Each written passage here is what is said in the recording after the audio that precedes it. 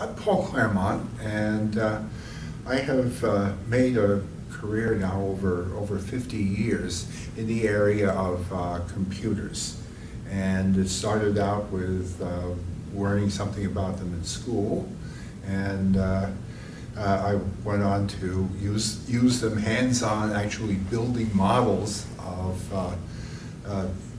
facilities and operations and so on in order to make them as efficient as possible. And then I moved into managing people who do that sort of thing, and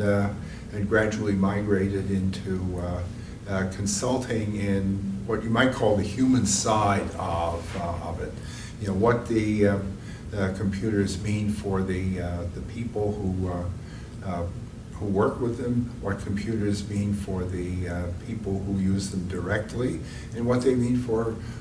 society and business and so on as a whole. The one thing that is very, very clear over these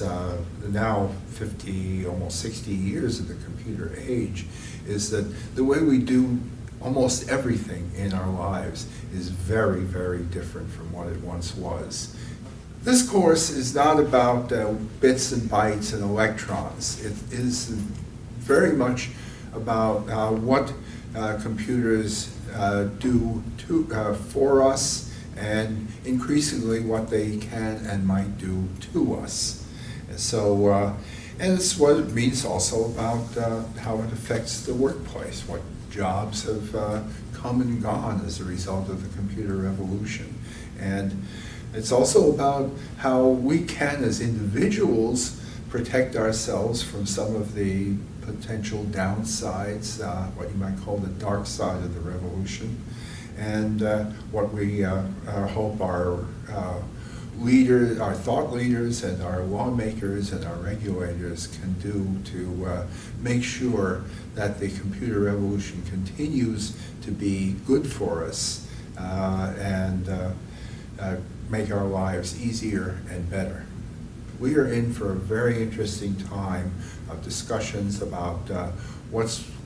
not just what can we do, but what should we do, and what kind of mechanisms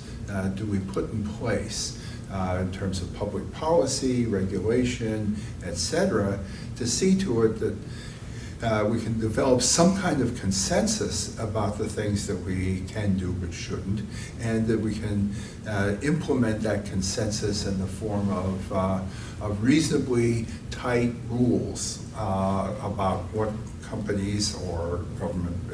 bodies can and can't do with the extensive information that they collect on us all the time, even when we're not looking. This will be, you know, just as I say, a very interesting area over the next few years. And I think my long, I have to admit, long involvement and participation in this has given me some interesting perspectives, and I look forward to sharing them with people, and more important, getting perspectives of members of the class who have themselves been absolutely, for sure, affected by the computer revolution, and in varying ways, and what it has meant for them, both plus and minus.